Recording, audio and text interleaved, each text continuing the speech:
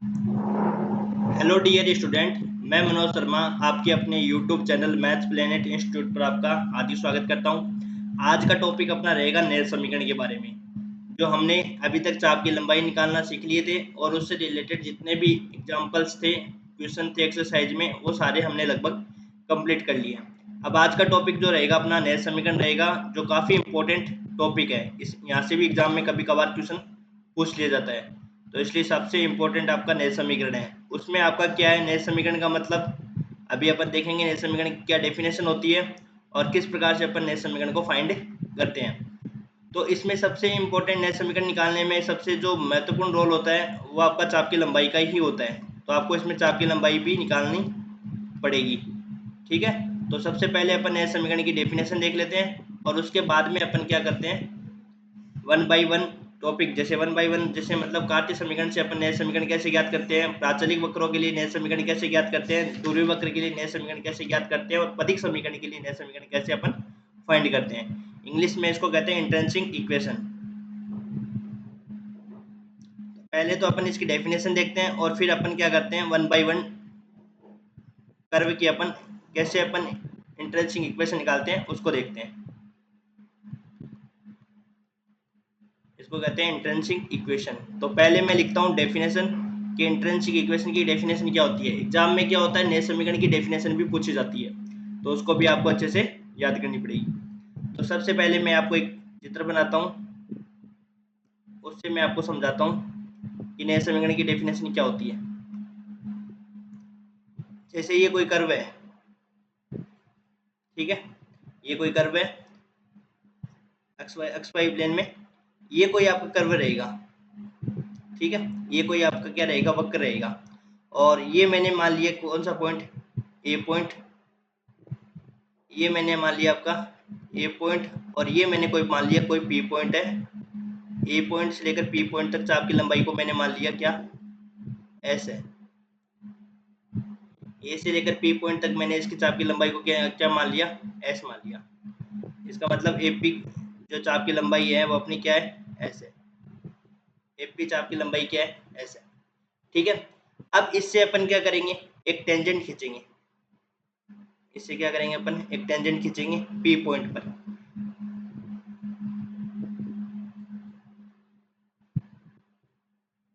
जो अक्ष अक्ष से क्या बनाता है, साई एंगल बनाता है।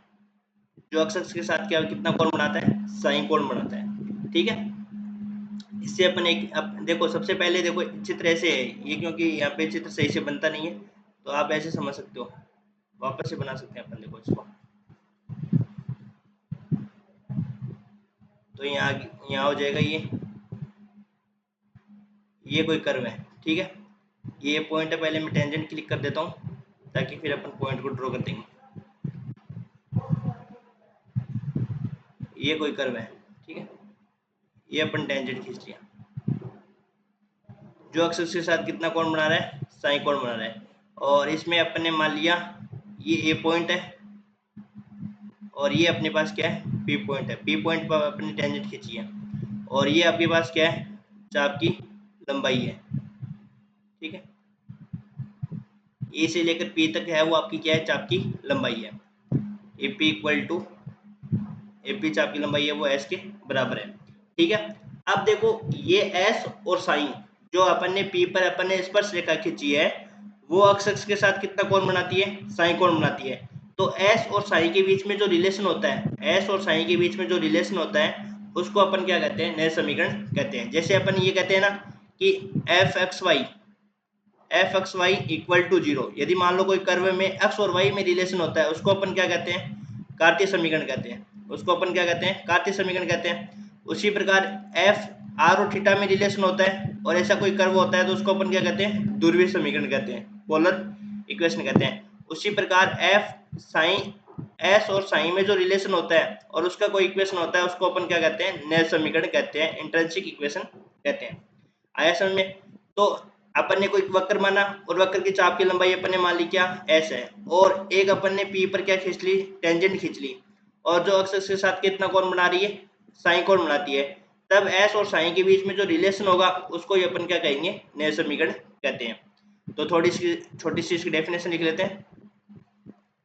यदि वक्र पर किसी स्थिर बिंदु ए जो है वो आपका क्या है, स्थिर बिंदु है, और पी जो आपका है वो वेरिएबल पॉइंट है। किसी स्थिर बिंदु से किसी वेरिएबल पॉइंट पे स्थिर बिंदु है ए, तो अपने पास क्या है, स्थिर बिंदु है, पी आपका क्या है, वेरिएबल पॉइंट है। यदि वक्र पर किसी स्थिर बिंदु ए से, जब तक आपको ये डेफिनेशन याद नहीं होगी तब तक मैं आपको अच्छे से समझा दूंगा इसको।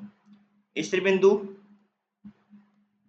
ए से चर बिंदु पी पर, ए से किसी स्थिर बिंदु ए से चर बिंदु पी तक चाप की लंबाई कितनी मानी अपने, एस मानी। पी तक चाप की लंबाई क्या मानी, एस है। पी की लंबाई कितनी है, एस हो। तथा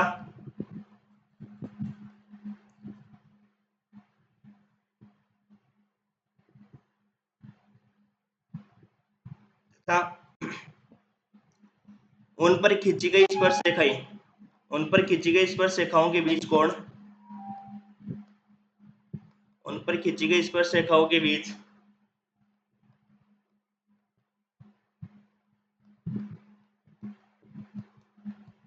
उन पर खींची गई स्पर्श रेखाओं के बीच जो कोण है वो अपने पास क्या है, साई है। उन पर खींची गई स्पर्श रेखाओं के बीच का कोण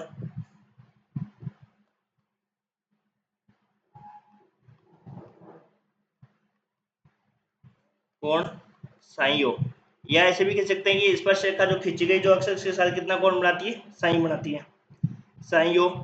तब एस और साई के बीच का जो संबंध होता है, एस और साई की, एस तथा साई के संबंध को, एस तथा साई के संबंध को नैज समीकरण कहते हैं। एस और साई के संबंध को क्या कहते हैं, नैज समीकरण कहते हैं। ठीक है, एस और साई के बीच में जो रिलेशन होगा उसको ही अपन क्या कहेंगे, नैज समीकरण कहेंगे। अर्थात इसको ऐसे भी लिख सकते हैं, यदि अपने पास एस और साइन का फंक्शन हो तो उसी को क्या कहते हैं अपन, नैज समीकरण कहते हैं। ठीक है, जैसे एक्स वाई में रिलेशन होता है उसको अपन घातीय समीकरण कहते हैं, आर और थीटा में रिलेशन होता है उसको ध्रुवीय वक्र कहते हैं, और पथिक समीकरण के लिए क्या होता है, पी और आर में रिलेशन होता है उसको अपन पथिक समीकरण कहते हैं, और नैज समीकरण के लिए क्या होता है, एस और साइन के बीच में जो कोण होता है, एस और साइन के बीच में जो संबंध होता है उस एस और साइन के संबंध को ही अपन क्या कहते हैं, नैज समीकरण कहते हैं। उसके लिए देखो क्या होता है, एक वक्र होता है जो एक पॉइंट स्थिर बिंदु होता है, पी आपका वेरिएबल पॉइंट होता है। तो सबसे पहले उसकी चाप की लंबाई निकालते हैं, फिर अपन क्या निकालते हैं, स्पर्श रेखा खींचते हैं और स्पर्श रेखा है वो अक्ष के साथ कितना कोण बनाती है, साई कोण बनाती है। तब एस और साई के बीच का जो संबंध होता है उसको अपन क्या कहते हैं, नैज समीकरण कहते हैं। अब अपन ये देखेंगे कार्तीय वक्र से यदि अपने पास कार्तीय समीकरण दे रखी हो तो उससे अपन नैज समीकरण कैसे निकालते हैं, उसके लिए अपन पहले वर्किंग प्रोसेस देखेंगे और फिर उससे रिलेटेड अपन क्वेश्चन देखेंगे। तो सबसे पहला है कार्तीय समीकरण से नैज समीकरण ज्ञात करना। कार्तीय समीकरण से नैज समीकरण ज्ञात करना।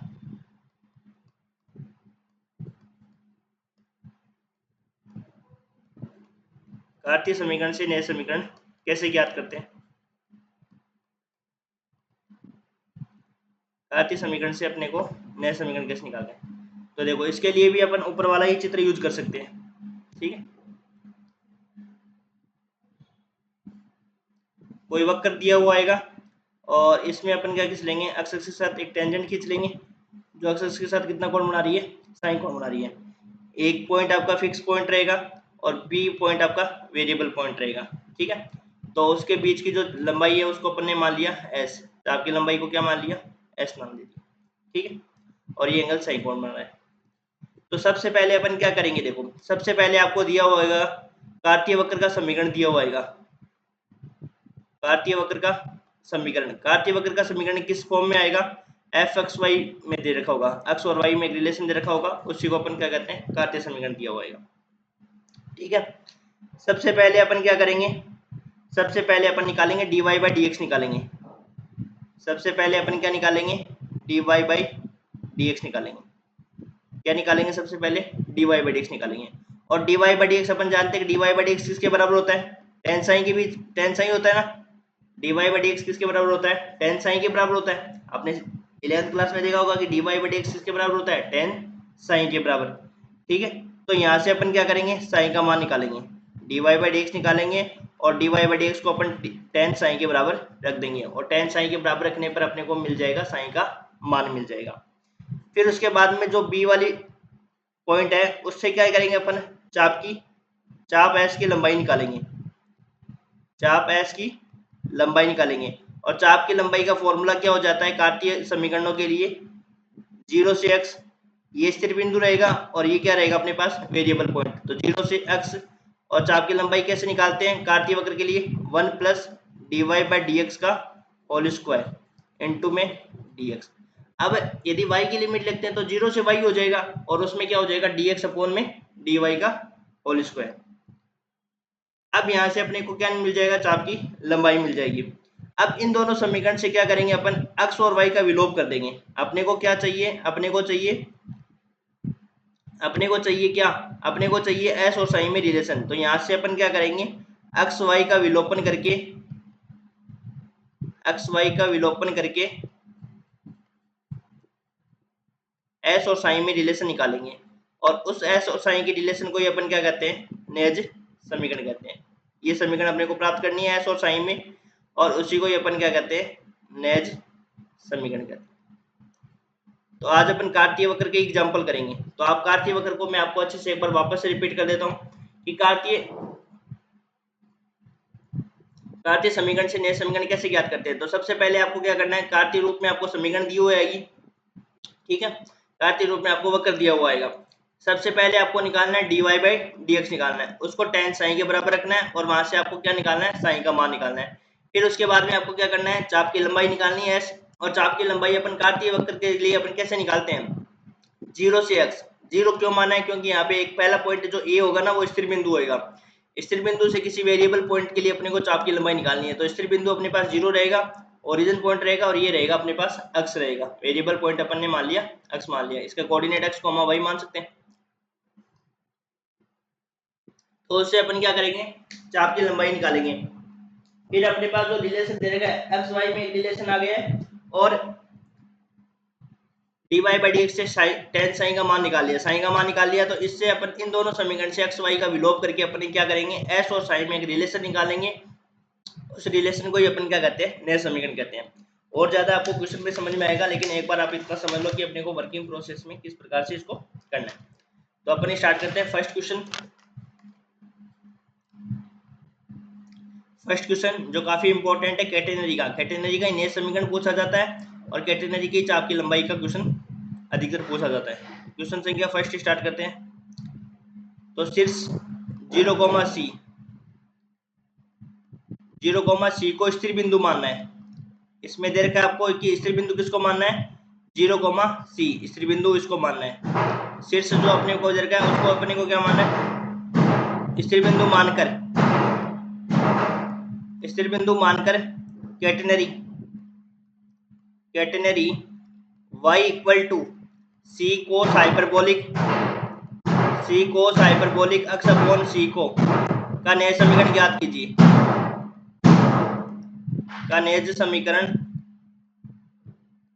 कीजिए, ये अपना क्वेश्चन है। अच्छा क्वेश्चन है और इम्पोर्टेंट क्वेश्चन है, एग्जाम के पॉइंट ऑफ व्यू से पूछा जाता है ये, ठीक है। तो इसका अपन सॉल्यूशन करते हैं। सबसे पहले आपको कैटेनरी का चित्र पता होना चाहिए। इसमें आपका कैटेनरी का चित्र नहीं भी बताओ तो भी कोई दिक्कत नहीं है, क्योंकि अपने को क्या दे रखा है, कहाँ से स्टार्ट करना है, शीर्ष बिंदु दे रखा है और वेरिएबल पॉइंट पे जाना है। तो वो वेरिएबल पॉइंट आपका क्या हो जाएगा, x, y, ठीक है, वो अपन मान सकते हैं। फिर यहाँ से लिमिट 0 से x हो जाएगी और dy बाई dx निकालो, उसको tan साइन के बराबर रख दो। चित्र बनाना चाहो तो चित्र बना भी सकते हैं। कैसे बनाएंगे चित्र, देखो ये रहेगा अपने पास कैटेनरी का चित्र। मैंने आपको बताया था दो खूंटियों के बीच में, ऐसे बताया था ना, दीवार पे दो खूंटियों के बीच में एक स्वतंत्र डोरी को लटका दिया जाए तो उससे जो आकृति बनती है उसको क्या कहते हैं, कैटेनरी कहते हैं, ठीक है। ये पॉइंट क्या हो जाएगा अपने पास, ये जो पॉइंट हो जाएगा वो क्या हो जाएगा, शीर्ष पॉइंट कहलाएगा उसको, और इसको क्या कहेंगे 0,c। और ये जो डिस्टेंस होती है वो आपके पास क्या होती है, c होती है, ठीक है। ये अपने एक वेरिएबल पॉइंट मान लिया p, x, y। तो ये चाप की लंबाई मैंने क्या मान ली, s मान ली। अब इस शीर्ष को मैं इधर वाली साइड लिख देता हूँ, क्योंकि मैं यहाँ पे क्या खींचूंगा, टेंजेंट खींचूंगा।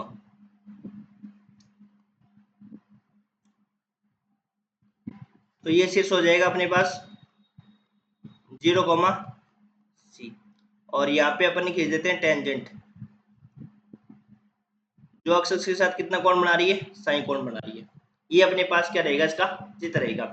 तो सबसे पहले मैंने आपको क्या बताया, dy बाई डी एक्स निकालना है। सबसे पहले आपको क्या निकालना है, dy बाई डी एक्स निकालना है। तो वक्र का समीकरण क्या दे रखा है अपने को, वक्र का समीकरण दे रखा है y बराबर सी कोस हाइपरबोलिक एक्स अपॉन सी, सी कोस हाइपरबोलिक एक्स अपॉन सी। तो सबसे पहले आपको क्या करना है, dy बाई डी एक्स निकालना है। तो dy बाई डी एक्स निकालो, c तो कांस्टेंट रहेगा, कोस हाइपरबोलिक का क्या हो जाएगा, साइन हाइपरबोलिक एक्स अपॉन में c, और x अपॉन c का दोबारा करेंगे तो x अपॉन c का दोबारा हो जाएगा 1 अपॉन c। तो ये c से तो c कैंसिल आउट हो जाएगा।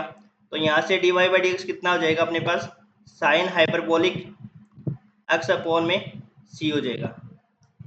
तो ये अपने पास क्या आ गया, dy बाई डी एक्स आ गया। अब मैंने आपको बताया था कि dy बाई डी एक्स को क्या कर देंगे, टेन साइन के बराबर रख देंगे, और वहां से अपन क्या करेंगे, दोनों को इक्वल रख कर क्या करेंगे, साइन का मान निकालते हैं। तो यहाँ से देखो dy बाई डी एक्स किसके बराबर हो जाएगा, टेन साइन, और टेन साइन इक्वल टू क्या हो जाएगा, साइन हाइपरबोलिक एक्स अपॉन सी। तो ये अपने पास क्या आ गया, एक रिलेशन आ गया कि dy बाई डी एक्स किसके बराबर हो गया, टेन साइन के मान निकल जाता है, मान लो एक्स वाई में होता है तब मान निकल जाता है तो ठीक है, अदरवाइज या भी टेन के बराबर कोई मान आता है तब भी निकल जाता है तो निकाल लेंगे, अदरवाइज टेन साइन को अपन टेन साइन ही रख देंगे। अब यहाँ से अपन कंपेरिजन कैसे कर सकते हैं, टेन टेन होता है ना इक्वल में, तब तो कर सकते थे, पर अपन टेन साइन को इसके बराबर ही मान लिया, इसको ही दे दिया अपन ने समीकरण संख्या 1। अब निकालेंगे चाप की लंबाई। दूसरा काम मैंने आपको क्या बताया था कि क्या निकालना है, चाप की लंबाई। चाप की लंबाई का क्या फॉर्मूला हो जाएगा कार्तीय वक्र के लिए, 0 से x। मैंने आपको बताया था कि जो आपको स्थिर बिंदु लेना है वो 0 लेना है, और वेरिएबल पॉइंट क्या हो जाएगा, x लेना है। 1 plus d y by d x का whole square into d x. चाप की लंबाई तो आपने बहुत निकाली है, under root of 1 plus d y by d x का whole square sine hyperbolic x upon में c इंटू डी एक्स। ये हो गया अपने। अब देखो अपने पास एक रिलेशन होता है cos hyperbolic square x minus sine hyperbolic square x minus equal में क्या होता है, 1 होता है ना, जैसे sine square x plus cos square x equal 1 होता है, उसी प्रकार हाइपरबोलिक में एक रिलेशन होता है, और वो रिलेशन क्या होता है, cos hyperbolic square x minus sine hyperbolic square x equal to होता है 1। तो यहाँ से क्या लिख सकते हैं, 1 plus sign hyperbolic square x के बराबर 0 से एक्स,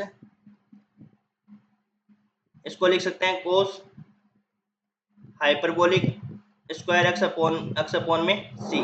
तो जब इसको अंडर रूट से बाहर लेंगे तो 0 से x cos hyperbolic x upon सी इंटू डी एक्स। इसका इंटीग्रेशन करेंगे तो इसका इंटीग्रेशन हो जाएगा साइन हाइपरबोलिक एक्स अपॉन में सी, और एक्स अपॉन सी का दोबारा करेंगे तो ये भाग में चला जाता है इंटीग्रेशन में, और ये हो जाएगा अपने पास लिमिट 0 से एक्स। यहाँ तक क्लियर है। अब अपन अपर लिमिट रख देंगे और लोअर लिमिट रख देंगे।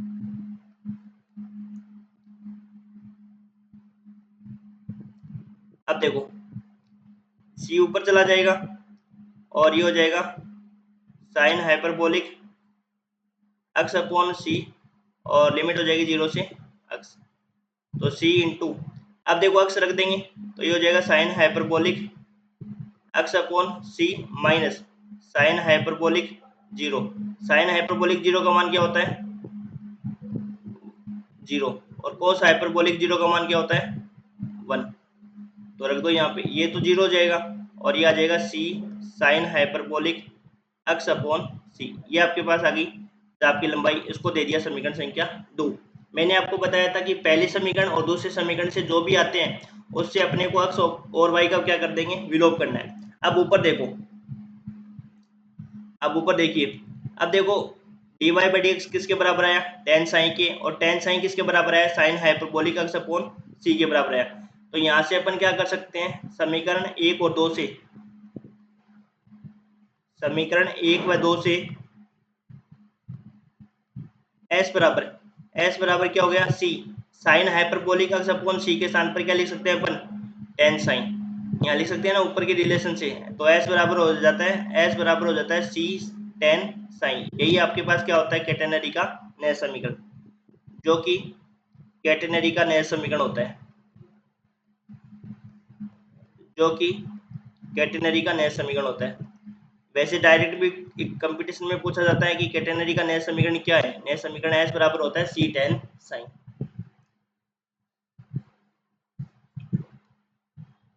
इस प्रकार से अपन क्वेश्चन करते हैं। अब करते हैं अपन दूसरा क्वेश्चन।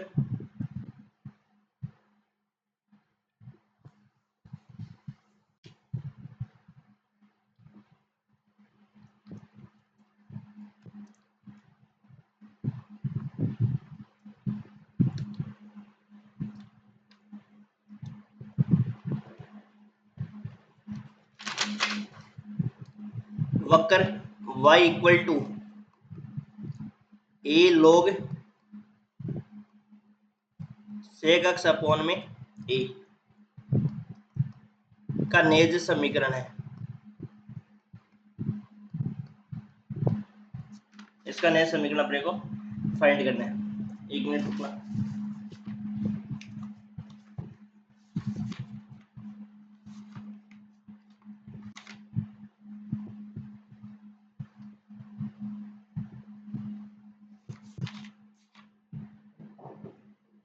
ठीक है, अब देखो इस क्वेश्चन को अपने को सोल्व करना है। अब ये वक्र क्या है, कार्तीय रूप में दे रखा है अपने को। तो सबसे पहले मैंने आपको क्या काम बताया था। अब सबसे पहले आपको ये चेक करना है कि भाई ये इसका जो आपका मूल जो स्थिर बिंदु होगा वो क्या होगा। जब अपन x इक्वल टू क्या रख देंगे यहाँ पे, y इक्वल टू 0 रख दो। चाहे x इक्वल टू 0 रखने पर ये क्या बनेगा बताओ।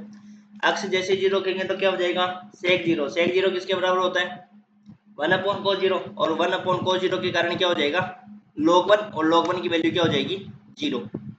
तो यहाँ पे अपन लिख देंगे कि वक्र है वो यह वक्र है 0,0 से गुजरता है। यह वक्र कैसे गुजरता है, 0,0 से गुजरता है। क्योंकि अपन जो लोअर लिमिट लेते हैं ना, वो अपन क्या लेते हैं, फिक्स पॉइंट लेते हैं। और वो फिक्स पॉइंट अपने पास आगे ये 0 आएगा। और वेरिएबल पॉइंट अपने पास x, y होता ही है। ठीक है, जो अपन ने यहाँ पे फिक्स पॉइंट लिया था ऊपर, उसमें अपन ने क्या लिया था, 0,0 ये लिया था ना, 0,c ये था अपने पास शीर्ष था। तो ये फिक्स पॉइंट आपको दे रखेगा, तो आपको दे भी सकता है और आपको फाइंड भी करना आना चाहिए। तो इस प्रकार से अपन फिक्स पॉइंट निकाल दिया। अब निकालेंगे इसका dy बाई डी एक्स। तो dy बाई डी एक्स क्या हो जाएगा इसका, ए log सेक एक्स अपॉन ए का क्या हो जाएगा, log की वजह से क्या हो जाएगा, सेक एक्स अपॉन ए। और सेक एक्स अपॉन ए का दोबारा करेंगे अवकलन, तो सेक एक्स अपॉन ए। सेक एक्स का क्या होता है, सेक एक्स टेन एक्स होता है ना, तो टेन एक्स अपॉन ए। और एक्स अपॉन ए का दोबारा करेंगे तो ये हो जाएगा 1 अपॉन ए। तो ये हो जाएगा ए से तो ए कैंसिल आउट हो जाएगा और से कैंसिल आउट हो जाएगा। तो अपने पास क्या बचा, d y by d x equal to क्या आ गया अपने पास, d y by d x आ गया 10 एक्स अपॉन ए। ये अपने पास आ गया d y by d x. फिर मैंने आपको बताया था कि d y by d x को क्या करते हैं, टेन साइन के बराबर रखते हैं। D y by d x को क्या करते हैं, टेन साइन के बराबर रखते हैं। और वहां से अपन साइन का मान निकालते हैं। तो ten sine equal to 10 x upon a. तो यहाँ से क्या हो जाएगा अपने पास, टेन साइन है वो किसके बराबर हो जाएगा, ये तीनों आपस में बराबर है। तो टेन साइन है वो 10 एक्स अपॉन ए के बराबर हो जाएगा। तो दोनों तरफ कंपैरिजन करेंगे तो यहाँ से साइन किसके बराबर हो जाएगा, एक्स अपॉन ए। अब देखो हर क्वेश्चन में निकले साइन का मान जरूरी नहीं है, ठीक है ना। अब इस वाले में अपन ने 10 था राइट साइड में भी, तो अपन ने क्या कर लिया, डायरेक्ट कंपैरिजन कर लिया था। उसमें अपन ने 10 साइन की डायरेक्ट वैल्यू सब्स्टिट्यूट करी। अब आपको दे दिया इसको इक्वेशन संख्या फर्स्ट। ठीक है, अब निकालो चाप की लंबाई।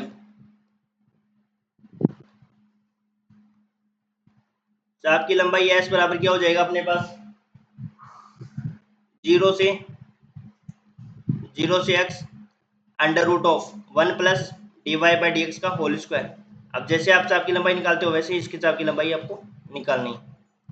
D y by d x 0 से x under root of 1 plus d y by d x निकालो। तो d y by d x अपने पास क्या आया, 10 स्क्वायर एक्स अपॉन ए। अब देखो 1 प्लस 10 स्क्वायर एक्स अपॉन ए किसके बराबर हो गया, सेक स्क्वायर एक्स क्या हो गया। और सेक को अंडर रूट से बाहर लेंगे तो ये हो जाएगा सेक एक्स अपॉन ए। अब आपको पता है कि सेक एक्स का इंटीग्रेशन क्या होता है, सेक एक्स का इंटीग्रेशन होता है log sec x plus 10 x. तो यहाँ पे अपन इसका इंटीग्रेशन लिख देंगे। सेक एक्स का इंटीग्रेशन क्या होता है, log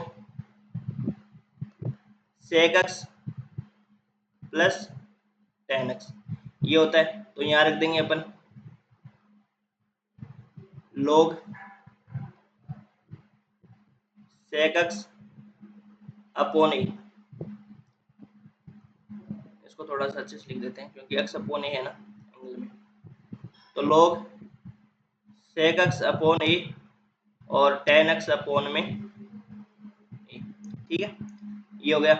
और एक्स अपॉन ए का दोबारा भाग लग जाएगा, एक्स अपॉन ए का अपन यदि डिफरेंशिएशन करेंगे तो वन अपॉन ए आ जाएगा, तो ये वन अपॉन ए। और इसमें हो जाएगा अपने पास इंटीग्रेशन कर दिया और फिर अपर लिमिट और लोअर लिमिट, ये चला जाएगा ए ऊपर और ये हो जाएगा log sec x upon a और ten sec x plus ten x आएगा, नहीं plus plus ten x upon a और फिर अपन रख देंगे अपर लिमिट और लोअर लिमिट। जैसे अपर लिमिट रखेंगे तो log वही फॉर्म वापस बन जाएगा और जैसे जीरो रखेंगे तो यहाँ पे log सेक जीरो का मान तो होता है वन हो जाएगा, log वन जीरो हो जाएगा और यहाँ टेन एक्स जीरो का मान ऑलरेडी जीरो होता है। तो ये बनेगा अपने पास क्या ए log सेक एक्स अपॉन ए प्लस टेन एक्स अपॉन ए ये बन जाएगा, ठीक है। अब ये बन गई अपने पास समीकरण संख्या क्या सेकंड। अब समीकरण एक और दो से देखो, समीकरण एक और दो से देखो, ऊपर साइन बराबर क्या आया था अपने पास एक्स अपॉन ए आया, तो एक्स अपॉन ए की जगह क्या रख दो साइन रख दो, तो एस बराबर क्या हो जाएगा ए log ऊपर एक्स अपॉन ए के स्थान पर क्या आया अपने पास एक्स अपॉन ए के स्थान पर साइन आया ना, sine equal to x upon a, तो एक्स अपॉन ए को क्या कर देंगे सब्स्टिट्यूट कर देंगे सेक साइन प्लस टेन साइन, तो ये समीकरण अपने पास क्या हो जाएगी। अब इसके अंदर देखो एस है और साइन है ना, एस और साइन के अलावा एक्स अब वाई है क्या नहीं है, तो यही अपन की क्या होती है नया समीकरण, जो कि वक्र का नया समीकरण है, जो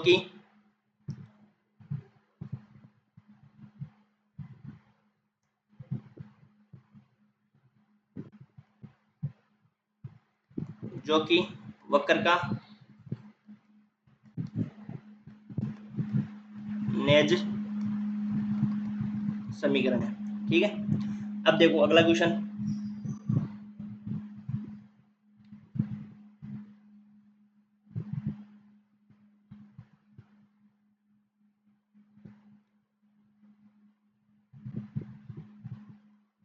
क्वेश्चन संख्या थर्ड। देखो मूल बिंदु को स्थिर बिंदु मानकर, अब इसने दे रखा है मूल बिंदु को आपको स्थिर बिंदु मानना है, मूल बिंदु को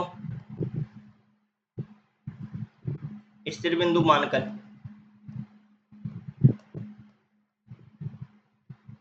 परवलय Y square equal to 4ax का नया समीकरण ज्ञात कीजिए।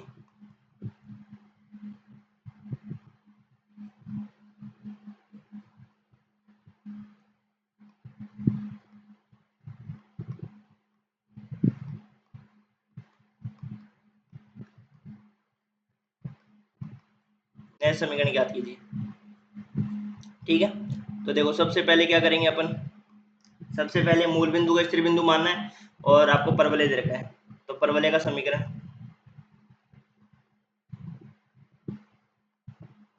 इसका चित्र बनाने की, देखो ज्यादातर चित्र बनाने की जरूरत ही नहीं है आपको इसके अंदर, तो कुछ नहीं निकालना क्योंकि अपने को पता है कि अपने को क्या निकालना है, चाप की लंबाई निकालना और d y by d x निकालना है, ऐसे ही तो करना है। तो चित्र बनाओ चाहे मत बनाओ। अब यहाँ पे देखो अपन ने कर दिया 2y d y by d x equal to 4a आ गया, तो यहाँ से d y by d x किसके बराबर आ गया अपने पास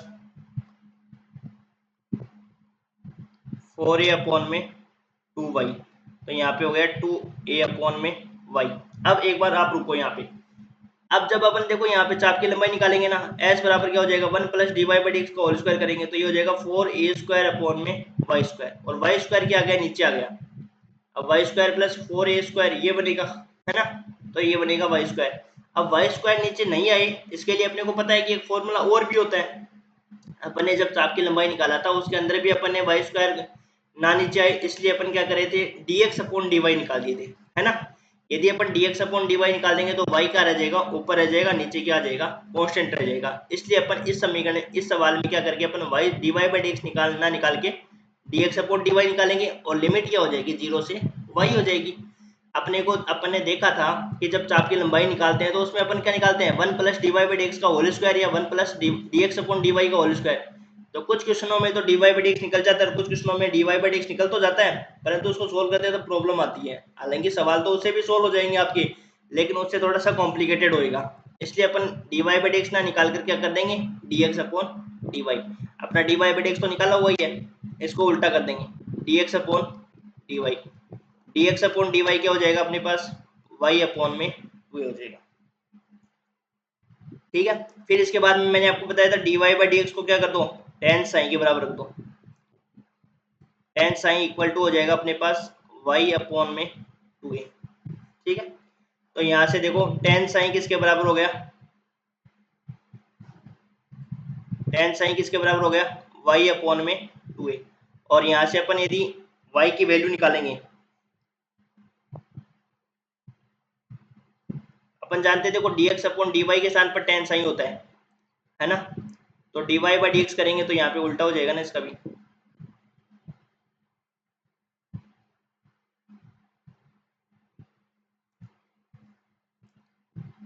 तो यहाँ पे हो जाएगा अपने पास क्या,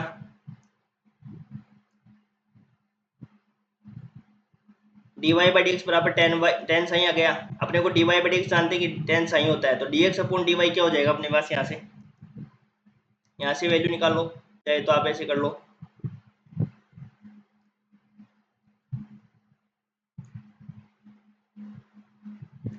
या तो dx अपॉन dy के स्थान पर अपन रख देते हैं, या फिर उसके अकॉर्डिंग देखें, देखो इसके अकॉर्डिंग देखते हैं, ये वाला यहाँ लिखते हैं। अब dx अपॉन dy लिखेंगे ना यहाँ पे, भाई एक मिनट रुको, इसी स्टेप को हटा देते हैं।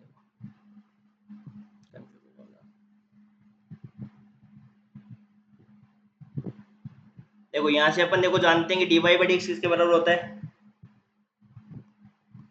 dy बाई dx किसके बराबर होता है, tan साइन के बराबर होता है। और dy बाई dx की वैल्यू अपने पास क्या आई है, 2a अपॉन में y आई है ना। अब इसको उल्टा कर देते हैं तो ये हो जाएगा dx अपॉन dy, इन सबको उल्टा कर देते हैं, ये tan साइन किस में कन्वर्ट हो जाएगा, cot साइन। और ये हो जाएगा अपने पास y अपॉन में 2a। तो यहाँ से y किसके बराबर आ जाएगा, 2a cot sign, 2a cot sign. ये अपने पास क्या आ गया, y की वैल्यू आ गई।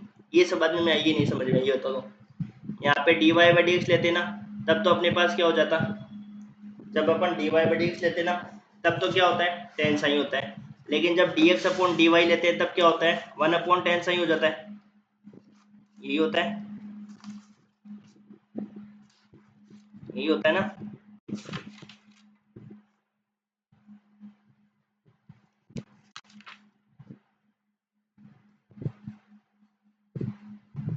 ठीक है, यहाँ तक क्लियर है, कोई दिक्कत नहीं है। अब अपन क्या करेंगे, इसको दे देंगे समीकरण संख्या 1।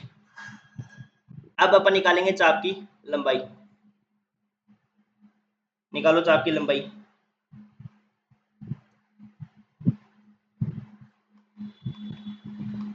चाप की लंबाई, चाप की लंबाई का क्या फॉर्मूला हो जाएगा, s बराबर इंटीग्रेशन 0 से y होगा, क्योंकि dx अपॉन dy है, तो 1 प्लस dx अपॉन में dy का होल स्क्वायर इंटू में क्या आ जाएगा, dy आ जाएगा। ठीक है, यहाँ तक क्लियर है। s बराबर क्या हो जाएगा, 0 से y under root of dx upon dy का मान कितना है, 1 प्लस वाई स्क्वायर अपॉन में 4a स्क्वायर और साथ में dy। अब देखो 4a स्क्वायर, एक स्टेप और लिख देता हूँ चलो, तो ये हो जाएगा 4a square plus y square upon में क्या हो जाएगा, 4a स्क्वायर और साथ में dy। तो ये s बराबर हो जाएगा 1 अपॉन 2a, 0 से y under root 4a square लिख दो, चाहे 2a का होल स्क्वायर लिख दो, और प्लस का हो जाएगा वाई स्क्वायर dy। अब आपको पता है कि इसका फॉर्मूला क्या होता है, a square plus x square का फॉर्मूला क्या होता है, a square plus x square का इंटीग्रेशन का फॉर्मूला क्या होता है? Integration of a square plus x square d x equal to होता है x by two under root of a square plus x square plus a square by two log x plus under root of a square plus x square. ये आपके पास क्या होता है? Integration का formula होता है। इसमें अप्लाई कर दो। अब ए के स्थान पर यहाँ पे क्या है? 2a है, तो s बराबर क्या हो जाएगा? 1/2a। ठीक है, थोड़ा सा इस स्टेप को नीचे लिख देते हैं क्योंकि स्टेप बड़ी हो जाएगी, इसलिए आएगी नहीं यहाँ पे।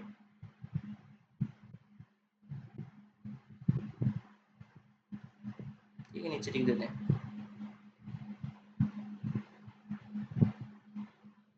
s बराबर यहाँ से क्या हो जाएगा?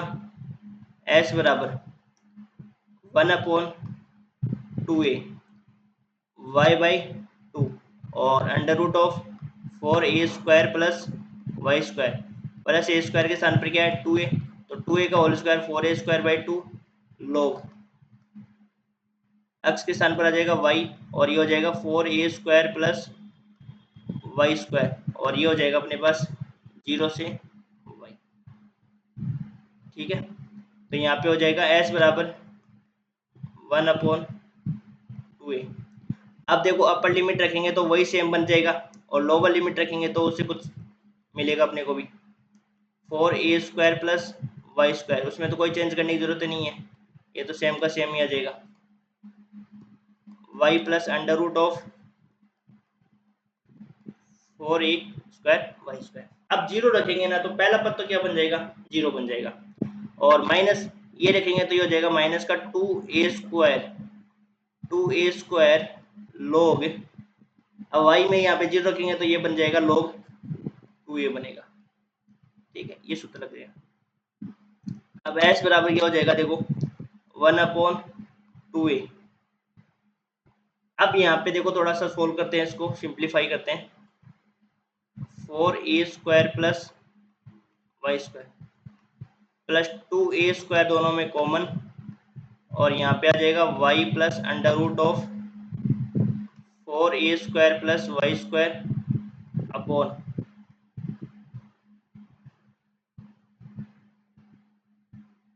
अपॉन में क्या आ जाएगा? 2a।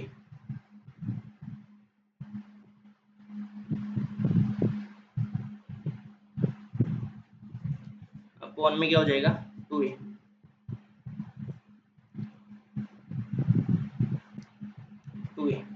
ठीक है, यहाँ तक क्लियर है। अब देखो इसके बाद में अब अपने पास क्या है? देखो ऊपर पहला समीकरण देखो, पहले समीकरण में y बराबर क्या है? 2a कोट साइन है, तो अपन क्यों ना ऐसा करें कि इसमें डायरेक्ट अपन क्या कर देते हैं? y की वैल्यू पुट कर देते हैं, है ना। y की वैल्यू पुट क्या कर दो? y बराबर 2a, y बराबर क्या सब्स्टिट्यूट कर दो यहाँ पे? 2a कोट साइन रख दो ताकि अपने पास डायरेक्ट क्या मिल जाए? नए समीकरण मिल जाए। तो देखो s बराबर क्या हो जाएगा? 1/2a, y के स्थान पर रखना है 2a cot sine upon 2 under root of 4a square plus y square के स्थान पे रखो 4a square cot square sine plus 2a square log 2a cot sine plus 4a square plus 4a square cot square sine upon में क्या हो जाएगा? 2a।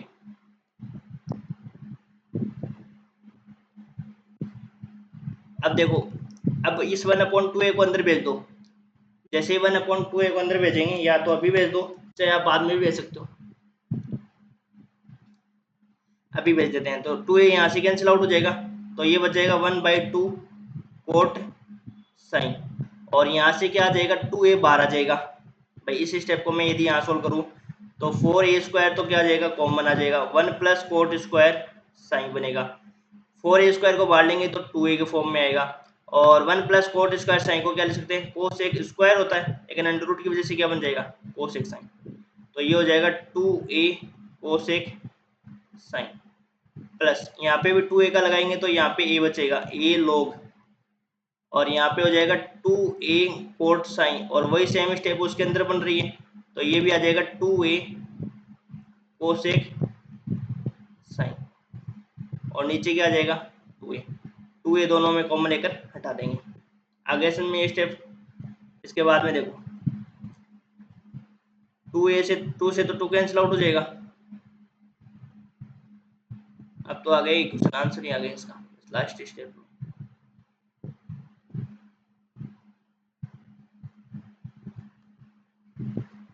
तो 2 से तो 2 कैंसिल आउट हो गया, तो एस बराबर क्या हो गया अपने पास यहाँ से a cot sine into cosec sine plus ऊपर से 2a कॉमन, इसमें भी 2a इसमें भी 2a, तो 2a यहाँ पे लेकर हटा दिया अपन ने, ये बच गया a log cot sine plus cosec sine. अब इस समीकरण में देखो s और साइन के अलावा कुछ है क्या, एक्स वाई है क्या, नहीं है ना, तो ये हो जाएगी आपकी जो कि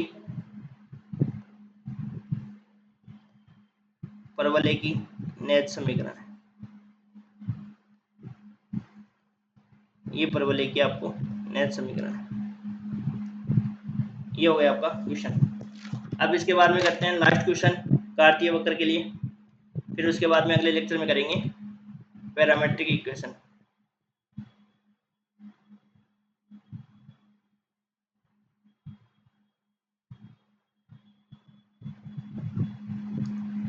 वक्र दे रखा है 3a y square equal to 2x cube का नैज समीकरण ज्ञात कीजिए। अपन ने आज के लेक्चर में कार्तीय वक्र के सारे एक साथ कंप्लीट कर लिए हैं और आपको कॉन्सेप्ट भी क्लियर हो गया होगा। उसके बाद में 1 बाय 1 पैरामेट्रिक के लिए, ध्रुवीय वक्र के लिए अलग अलग लेक्चर में करेंगे, उनसे रिलेटेड क्वेश्चन करेंगे। सबसे पहले वक्र दे रखा है 3ay स्क्वायर। अब तो आपको समझ में आ गया, तो अब इसके डिफरेंशिएशन कर दो। 6ay dy by d x equal to, यहाँ से क्या हो जाएगा 2 इंटू 3x स्क्वायर, तो 6 से 6 कैंसिल आउट हो जाएगा, तो यहाँ पे क्या हो जाएगा अपने पास dy बाई डी एक्स किसके बराबर आ जाएगा, dy बाई डी एक्स आ जाएगा 6x स्क्वायर अपॉन में 6ay, तो यहाँ से dy बाई डी एक्स किसके बराबर आ गया, x स्क्वायर अपॉन में ay आ गया। यहाँ तक क्लियर है।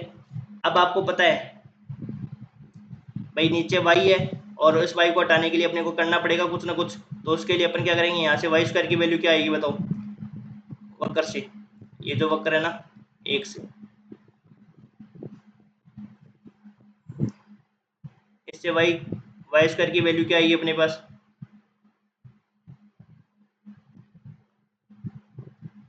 y स्क्वायर की वैल्यू आ गई 2x क्यूब अपॉन में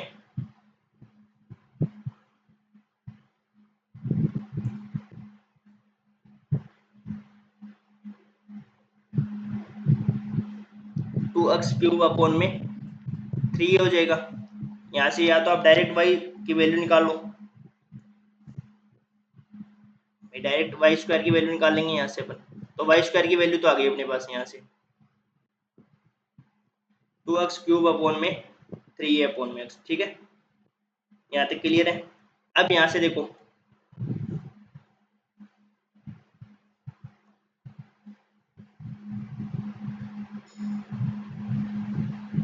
अपने को सूत्र में क्या चाहिए होता है, dy बाई डी एक्स का होल स्क्वायर चाहिए होता है, तो यहाँ से dy बाई डी एक्स का होल स्क्वायर निकालो।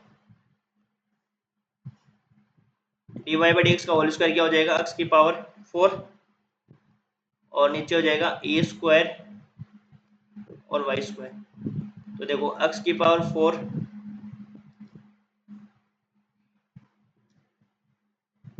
देखो, या तो आप dy बाई डी एक्स निकाल लो, y की वैल्यू तो अपने को सब्स्टिट्यूट करनी पड़ेगी, है ना, dy बाई डी एक्स में निकालना पड़ेगा और फिर dy बाई डी एक्स निकाल के उसको tan साइन के बराबर भी रखना पड़ेगा अपने को, है ना, तो दोनों चीजें चाहिए अपने को। dy बाई डी एक्स का पहले होल स्क्वायर निकाल लेते हैं, तो a square into y square कितना है अपने पास 2x की पावर 3 इंटू 3a। जब इसको अपन सोल्व करेंगे तो x की पावर 3 से x की पावर 3 एक x बच जाएगा ऊपर, है ना, और नीचे क्या बचेगा, a बच जाएगा। तो 3x अपॉन में 2a बच जाएगा। ये हो जाएगा अपने पास dy बाई डी एक्स का होल स्क्वायर। तो ये अपने को काम आएगा dy बाई डी एक्स। तो ऊपर तो बच गया 3x और नीचे बच गया अपने पास 2a। ठीक है, अब अपने को देखो dy बाई डी एक्स भी चाहिएगा। क्यों? क्योंकि अपन को क्या करना है, कंपैरिजन करना है ना dy बाई डी एक्स से। तो dy बाई डी एक्स को भी लेना पड़ेगा वापस से। देखो dy बाई डी एक्स बराबर क्या होता है, टेन साइन होता है, लेकिन अपन dy बाई डी एक्स को थोड़ा सा सिंप्लीफाई करते हैं। dy बाई डी एक्स इसके बराबर था एक्स स्क्वायर अपॉन में ए वाई था। अब ऊपर देखो, यहाँ से यदि अपन y की वैल्यू निकाले तो क्या आएगी,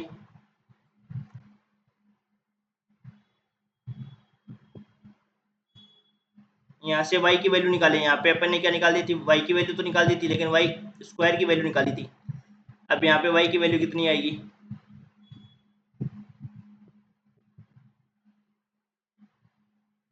अपन इसको यहाँ से हटा के है ना वहीं लिख देते हैं,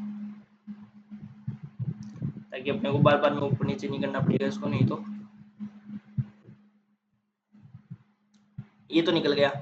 ठीक है, d y by d x का होल स्क्वायर निकल गया। अब यहाँ से देखो y की वैल्यू क्या आएगी, बताओ मेरे को। y की वैल्यू आएगी, अंडर रूट करूंगा मैं 2x क्यूब अपॉन में 3a।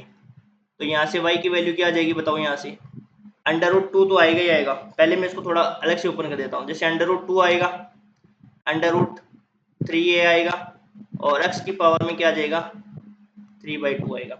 इतना ही आएगा। तो मैं इसको क्या लिख सकता हूँ, इन दोनों अंडर रूट को एक साथ लिख सकता हूँ, अंडर रूट 2 अपॉन 3a, और साथ में x की पावर 3/2। ये आ गया अपने पास y। अब यहाँ से अपने को निकालना है d y by d x निकालना है, जिसको अपन टेन साइन के बराबर रख देंगे। हालांकि वहां से भी अपन निकाल सकते हैं, ये जो y की वैल्यू आई थी ना उसको वहां पे सब्स्टिट्यूट कर दो, और डायरेक्ट वहां से भी निकाल सकते हैं अपन, उससे कोई फर्क नहीं पड़ता। जैसे यहाँ से देखो अपन ने क्या किया, देखो यहाँ से अपन ने d y by d x निकाला है ना। अब इसको अपन टेन साइन के बराबर क्यों नहीं रख सकते, क्योंकि इसमें y आ रहा है, और y को हटाने के लिए अंडर रूट की फॉर्म में भी है, इसको यहाँ लिख सकते हैं अपन। ठीक है, और y निकालने के लिए यहाँ से भी अपन y का d y by d x direct निकाल सकते हैं। तो आपको जो सही लगे उसके अकॉर्डिंग कर लेना, कोई दिक्कत वाली बात नहीं है। D y by d x निकालना अपने को। ठीक है, तो d y by d x इससे निकालो, चाहे उसको आगे से, चाहे इसको इसमें y की वैल्यू रख के सोल्व करो, वो एक ही बात है। और मैं निकाल के दिखा दूंगा, दोनों आपको सेम ही आएंगे। देखो यहाँ से क्या हो जाएगा, d y by d x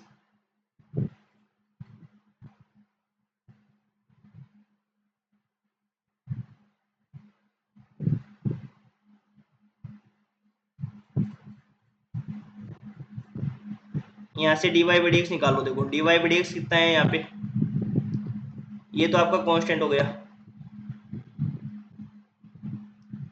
ये तो आपको क्या हो गया, कांस्टेंट।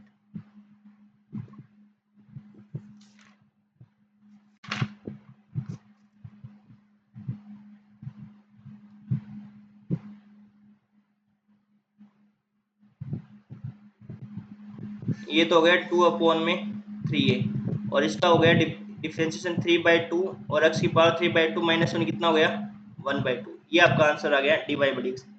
अब क्या करेंगे, d y by d x को क्या करेंगे, टेन साइन के बराबर रख देंगे। तो टेन साइन बराबर अपने पास क्या गया, अंडर रूट 3 अपॉन ए 3/2 x की पावर 1/2, ये अपने पास आ गया। तो जब इसको अपन सोल्व करेंगे तो टेन साइन बराबर क्या आ जाएगा अपने पास, टेन साइन बराबर, अब देखो नीचे अंडर रूट 2 का होल स्क्वायर बन रहा है ना भाई।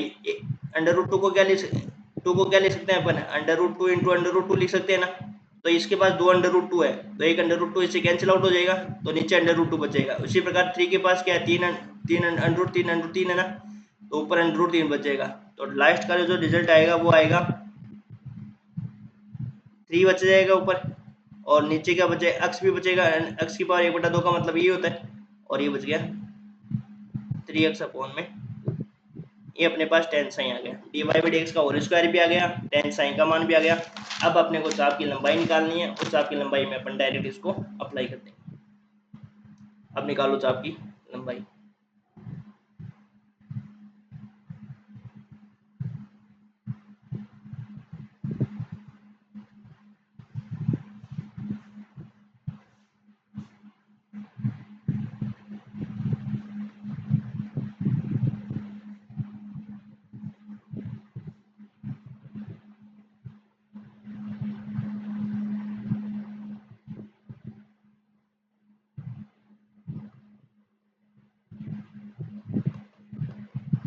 चाप की लंबाई एस बराबर 0 से एक्स 1 प्लस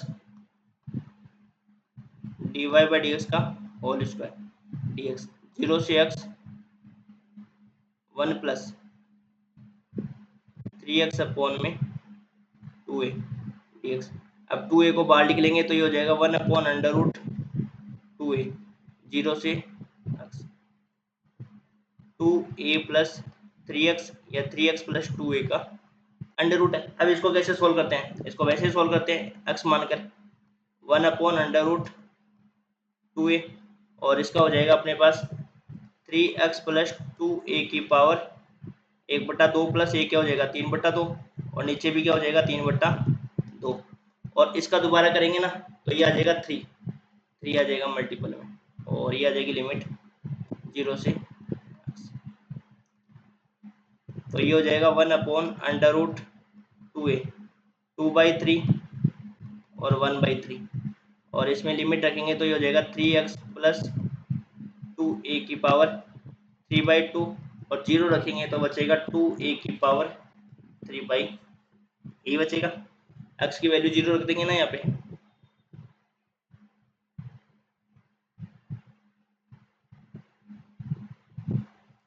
अब देखो ये हो जाएगा अपने पास क्या अंडर रूट 2 ऊपर बच जाएगा तो ये हो जाएगा अंडर रूट 2 अपॉन ए, ठीक है, और 1/9 हो जाएगा। यहाँ पे देखो यहाँ से क्या हो जाएगा 2a अपन कॉमन ले लेते हैं 2a की पावर 3/2 कॉमन लोगे यहाँ से तो यहाँ बचेगा क्या 1 प्लस 3x अपॉन में वो इसलिए कॉमन ले रहे हैं अपन क्योंकि अपने पास 3x अपॉन 2a की वैल्यू है डायरेक्ट, है ना, वो इसलिए हमने कॉमन लिया है। वहाँ पे टेन स्क्वायर साइन रख देंगे डायरेक्ट अंडर रूट 2 अपॉन ए 1/9 तो 2a की पावर 3/2 को अपन पूरे बाहर ले लेंगे ब्रैकेट से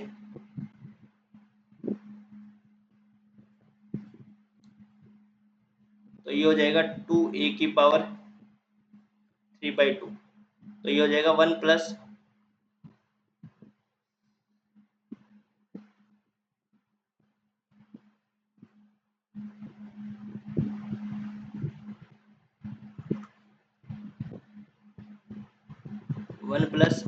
3x अपॉन 2a की पावर 3/2 माइनस यहाँ बचेगा 1। अब जब इसको सोल्व करेंगे ना इस पूरे वाले को तो यहाँ देखो 2 की पावर 3/2 है और नीचे 1/2 है तो 3/2 में से 1/2 जाएगा तो कितना बचेगा 2 बचेगा, 2 में 2 का भाग देंगे तो 1 बचेगा, ठीक है। और 2 की पावर 3/2 है तो यहाँ पे जब इसको पूरा सोल्व करेंगे तो ये हो जाएगा 4a अपॉन में 9 और ये हो जाएगा 1 प्लस 3x अपॉन में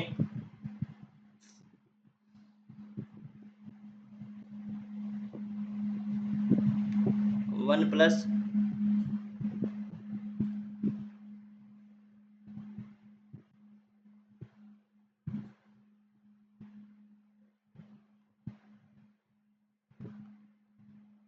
3x अपॉन 2a की पावर 3/2 माइनस 1, ये हो गई अपने पास चाप की लंबाई, ठीक है।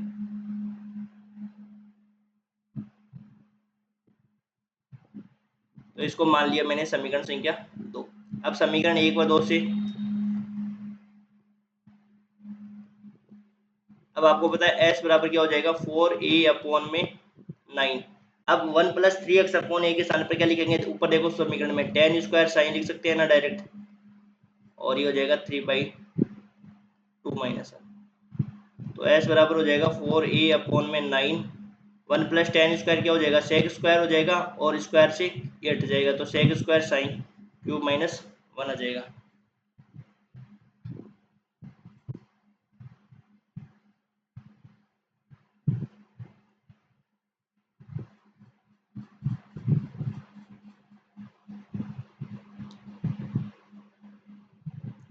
तो यहाँ से अपन के पास क्या हो जाएगा, 9 इधर आ जाएगा, तो 9s इक्वल टू हो जाएगा 4a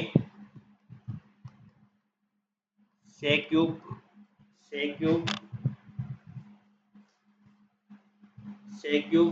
sin -1 हो जाएगा।